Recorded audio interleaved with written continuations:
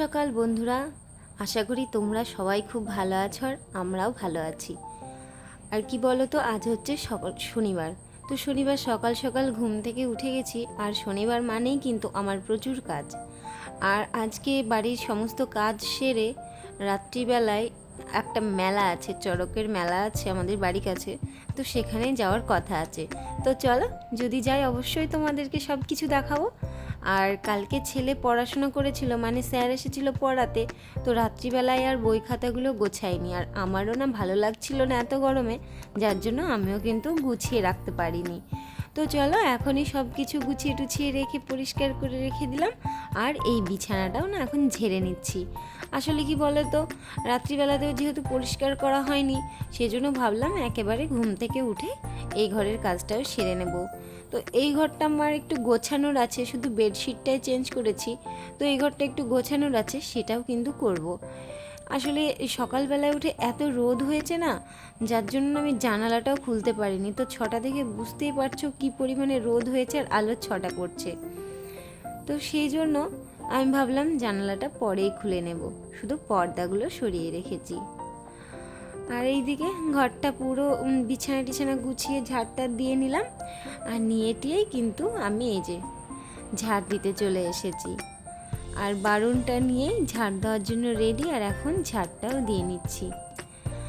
আসলে সকাল সকাল ঘুম থেকে উঠে এই যে কাজগুলো, ঝাড় দেওয়া, ঘর মোছা, সংসারের যাবতীয় কাজ, কিন্তু এগুলো আমাদের মতো হাউস ওয়াইফদের করতেই হয় রোজ দিন।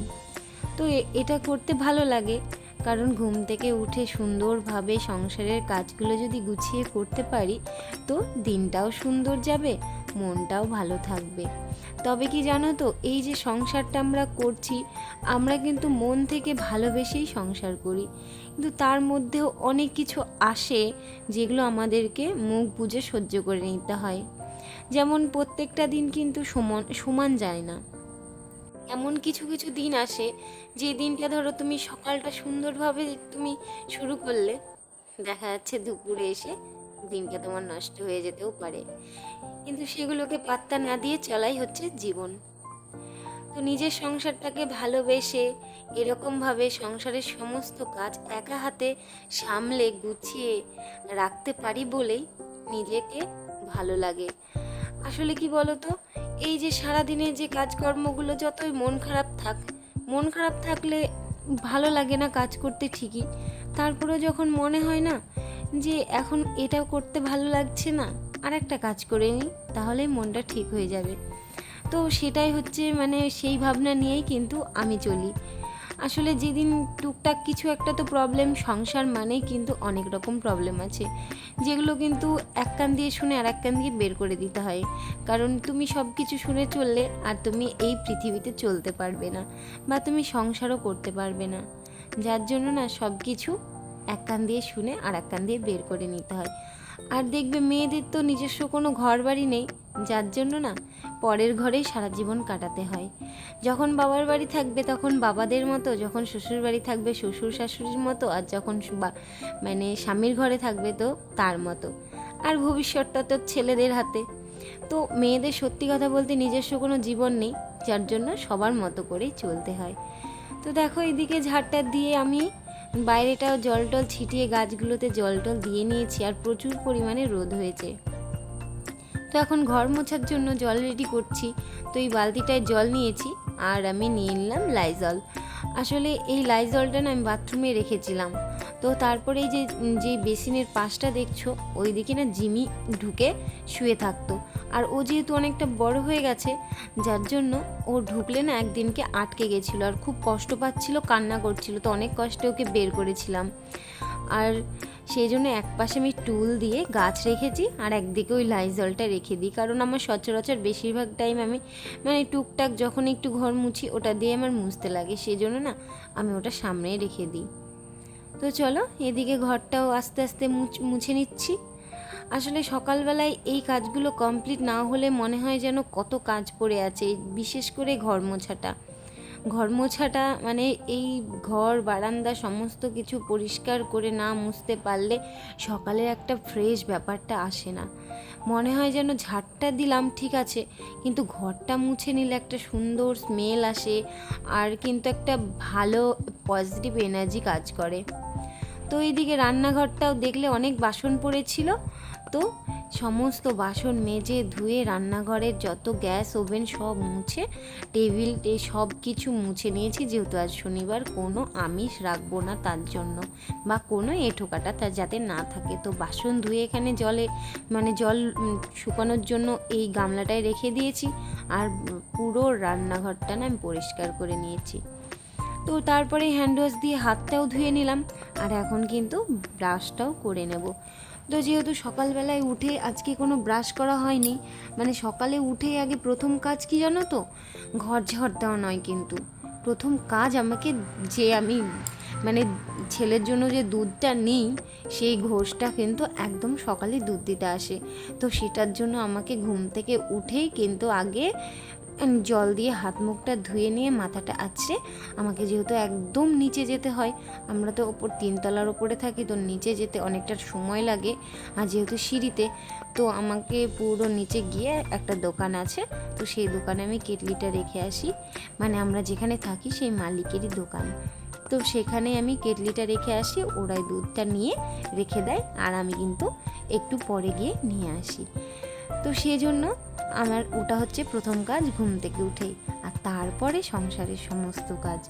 তো এইদিকে আমার হাত মুখটাও ধোয়া হয়ে গেছে, আর হাত মুখ ধোয়ার পরে এখন আমি কিন্তু হাত মুখটা মুছে নেব।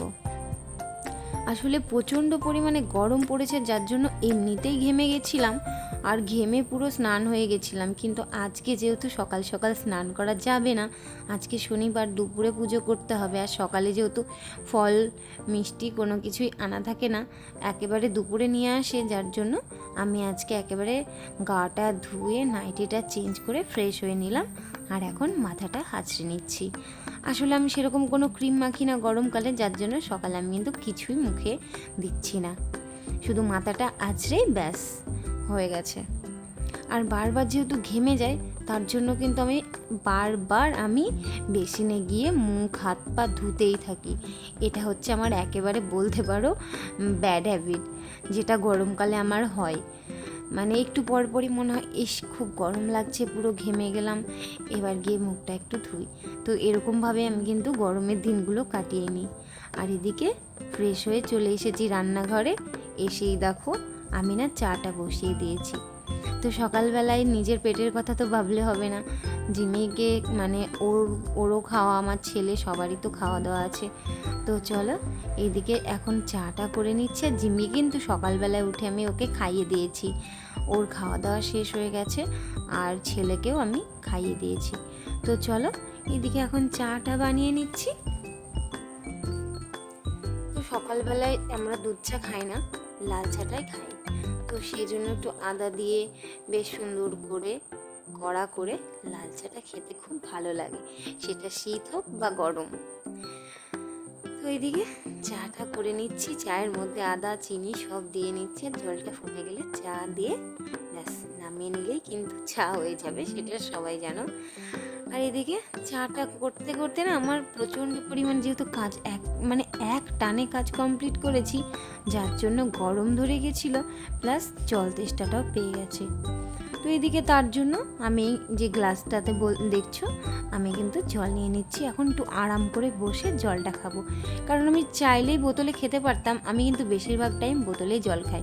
কিন্তু এই সকালবেলাটা না বোতলে যদি আমি জল খাই, ঠিকঠাক মাপে জল খেতেও পারি না, আর বোতলে না বেশি জল খাওয়াও যায় না, সেজন্য 1 গ্লাস জল নিয়ে নিলাম আর জলটা খেয়ে নিলাম ব্যাস। তো চলো এইদিকে দেখো চাটাও কিন্তু হয়ে গেছে, আর এখন আমি নিজের জন্য চা আর জাস্ট একটা বিস্কুট নিয়ে নেব, কারণ সকালবেলায় উঠে এই চা আর একটা বিস্কুটই ভালো লাগে, বেশি বিস্কুট একদম ভালো লাগে না। তো এদিকে তারপরে ওরা উঠে গেছে, মানে আমার বর উঠে ও বাথরুমে চলে গেছে, আর আমি এইদিকে পুরো বিছানা সোফা পুরো মানে ঘরটা পরিষ্কার করে গুছিয়ে নিয়েছি। আর তারপরে কি জানো তো, মানে চাটা খেয়ে ঘরদোর গোছানোর পরে ছেলের, যেহেতু বললাম যে এর আগের ব্লগেই বলেছি যে ছেলের না খুব কাশি আর ঠান্ডা লেগেছিল, তো তার জন্য ওর বাবা বলল আগে গিয়ে ডাক্তার দেখিয়ে আসতে, কারণ প্রচণ্ড পরিমাণে কাশছিল। তো আমি আর আমার ছেলে চলে গেলাম ডাক্তার দেখাতে। তো ওকে ডাক্তার দেখিয়ে ওষুধ টষুধ নিয়ে নেব। আর এখন যাচ্ছি টোটোতে। তো ডাক্তারটা তো আমাদের বাড়ির কাছে নেই, একটু অনেকটাই, প্রায় 2 কিলোমিটার মতো যেতে হয়। তো তার জন্য টোটোতে আমি আর আমার ছেলে বসে গেছি। এখন ডাক্তার দেখিয়ে বাড়ি ফিরবো। তো তারপরে ডাক্তার দেখানো হয়ে গেছিলো আর ওষুধও নিয়ে নিয়েছি, এই যে দেখো। আর তারপরে ছেলের ডাক্তার দেখিয়ে ওর বায়না হচ্ছে ও এখন একটা কেক নেবে আর ও একটা কিন্ডার জয় নেবে। তো ওকে কেক আর কিন্ডার জয় নিয়ে সোজা বাড়ি চলে এসেছে। আর এসে যেহেতু অনেকটা বেলা হয়ে গেছে আর সকালে রান্না বান্না খাবার কোনো কিছুই আমার হয়েছিল না, তো তার জন্য এসেই সোজা রান্নায় বসে গেছি। আর যেহেতু নিরামিষ রান্না করেছি, ভাত, আলু সয়াবিন দিয়ে একটা তরকারি, আর করেছিলাম মটরের ডাল আর পাঁপড় ভাজা। তো ব্যাস এই ছিল আজকের রান্না। আর এই যে দেখো, পুরো রান্না করার পরে রান্নাঘরটাও পরিষ্কার করে গুছিয়ে আমি রেখে দিয়েছি, কারণ এটা তো আমার রোজ দিনের ডিউটি পড়ে। তো চলো, এবার যেহেতু পুরো বাড়ির কাজ কমপ্লিট হয়ে গেছে, তারপরে এখন যাব স্নান করতে। আর তার আগেই ঝিমির এই যে মজাটা দেখে নাও।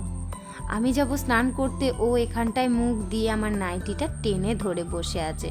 মানে মানে বললে বিশ্বাস করবে না, আমার প্রত্যেকটা নাইটি কিন্তু ওই এভাবে টেনে টেনে ছিঁড়ে দিয়েছে। তো স্নান টান সেরে আমি কিন্তু পুজোটাও করে নিয়েছি। যেহেতু আজ শনিবার, আমার পুজো করতে অনেকটা সময় লাগে, প্রায় 1 ঘন্টা। আর সেই জন্য আমি সমস্ত পুরো সিংহাসন পরিষ্কার করে, যত বাসন ঠাকুর সবাইকে স্নান করে পরিষ্কার করে মুছিয়ে আমি একদম দেখো সুন্দর করে গুছিয়ে কিন্তু পুজোটাও করে নিয়েছি। আর আজ যেহেতু অনেক ফুল ছিল, তার জন্য না সিংহাসনটাও দেখতে অনেক সুন্দর লাগছে। তো আমার কাছে তো ভালো লাগছে, তোমাদের কাছে কেমন লাগছে জানি না, অবশ্যই জানাবে কিন্তু। আর আমার এই যে সিংহাসনের ওপরে দেখছো সমস্ত ঠাকুরের ছবি আছে, মানে তারা মা, শিব ঠাকুর, দুর্গা ঠাকুর, হনুমানজি, তারপরে গণেশ ঠাকুর, লক্ষ্মী ঠাকুর, মা মনসা, সবার কিন্তু আমি এখানটায় ছবি রেখে দিয়েছি, কারণ আমার খুব ভালো লাগে। তো চলো, এদিকে পুজো টুজো করে পুরো ঘেমে গেছি। আর তারপরেই জানো তো, খাওয়া দাওয়া সেরে একদম ঘুমিয়ে নিয়েছিল। আমার ঘুম থেকে উঠে সন্ধ্যা দিয়ে চাটা খেয়ে, মানে সন্ধ্যার সমস্ত কাজ সেরেই চলে এসেছিলাম মেলা দেখতে। তো আমি, আমার বর, আমার ছেলে আর আমার মানে ভাই, তো সবাই মিলে চলে এসেছি মেলা দেখতে। আর এই যে দেখো মেলাতে কত লোক হয়েছে, দোকান কিন্তু বেশি না, শুধু খাবারের দোকানই বসেছিল। আর এই যে এই গাছটা দেখছো, এটা কিন্তু চড়ক গাছ। এখানেই কিন্তু সবাই এই যে বান হেনে সবাই এই দড়ির সাথে ঘুরে বেড়ায়, মানে ঘোরায় ওদেরকে। তো চলো এবার ঢুকে পড়ি মেলার মধ্যে। আর দেখো এখন কিন্তু যেহেতু আগে 3-4টে মতো মানুষ ঘুরেছে, তার জন্য এখন একটু বন্ধ আছে। তো এখনই চালু হবে, বান হানার কাজ চলছে। মানে কেউ ঘাড়ে, কেউ পিঠে, মানে বড় বড় মোটা শিকের যে বড়শিগুলো হয় সেগুলো দিয়ে কিন্তু চামড়া ফুটো করে হানে, তারপরে গাছে ঘোরে। যারা চড়ক দেখেছো তারা অবশ্যই জানো যে কিভাবে কি করে। তো এই হচ্ছে মন্দির, আর মন্দিরে কিন্তু মা দুর্গা আর শিব ঠাকুর, তো এরই পুজো হয়। আর এখানেই কিন্তু বানটা হানা হয়। তো চলো, দেখছো এই যে দেখো, যে বান হানবে তাকে নিয়ে এখানে গাছের নিচে চলে এসেছে। এখন দড়ি দিয়ে বেঁধে দেবে, বেঁধে দিয়ে কিন্তু ওকে ঘোরাবে। তো এই দেখো ঘোরাতেও শুরু করে দিয়েছে। আর সত্যি কথা বলতে, আমি শুধু ভিডিওটাই করে গেছি, আমি কিন্তু একদম দেখতে পারি না এগুলো। আমার দেখলে জানো তো প্রচণ্ড পরিমাণে ভয় লাগে, আর আমি সহ্য করতে পারি না, এতটা পরিমাণে আমার ভয় লাগে, যার জন্য আমি চোখ বন্ধ করে আমি কিন্তু ভিডিওটা করে গেছি।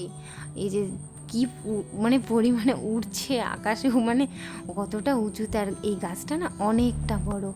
আর তারপরে অনেক লোক ঘুরেছিল এই মানে এই মানুষটা ঘোরার পরেও কিন্তু 4-5 জন মতো ঘুরেছে। তো কি বলবো, এগুলো দেখলে আমার প্রচণ্ড পরিমাণে ভয় লাগে, সেজন্য আমি চড়ক খুব একটা দেখতেও যাই না, শুধু মেলাটা দেখতেই যাই। আর আমার যেহেতু ঠান্ডা লাগে তার জন্য মেলাতলায় আমি কিচ্ছু খাইনি, শুধু ফুচকা নিয়ে এসেছিলো, তো সেগুলোই বাড়িতে এসে খেয়েছি। আর এই যে দেখো এদিকে ঘোরাও হয়ে গেল। আর এখন নামিয়ে নিচ্ছে, নামিয়ে নেওয়ার পরে কিন্তু আমাকে মানে বলছিল আর কি ঘোড়া দেখবে, আমি বললাম না আর দেখবো না, এবার কিন্তু বাড়ি চলে যাব। কারণ সত্যি কথা বলতে আমার ভয় লাগছিল, আর আমার ছেলের একটুও কিন্তু ভয় নেই। ও বলছে মা আমার তো কোনো ভয় লাগছে না, তুমি কেন ভয় পাচ্ছ? তো ও বাচ্চা, হতো অতটা ওর ভয় নেই, কিন্তু আমার খুব ভয় লাগে। তো এই যে এই দোকানগুলো বসেছিল আর ছেলে এই যে খেলনাগুলো নিয়েছিল। তো চলো আগের দিনে কিছু কমেন্ট করে নিই আগের ব্লগে। তো অবসর 50 সকালে উঠে অনেক কাজ করলে উমা দিদি বলছে খুব সুন্দর হয়েছে ভিডিও, ভালো লাগলো। আর ছোট পরিবার থেকে প্রথম লাইক দিয়ে পুরো ভিডিওটা দেখলাম। তো দিদিভাই তোমাদেরকে অনেক অনেক ভালোবাসা, অনেক ধন্যবাদ এরকম কমেন্ট করার জন্য। তো দেখলে কী কী খেলনা খাবার নিয়ে এসেছি। তো চলো আজকের মতো ব্লগটা এখানে শেষ করছি। যদি ভালো লাগে তো একটা লাইক, কমেন্ট ও সাবস্ক্রাইব করে দেবে। Tata, good night.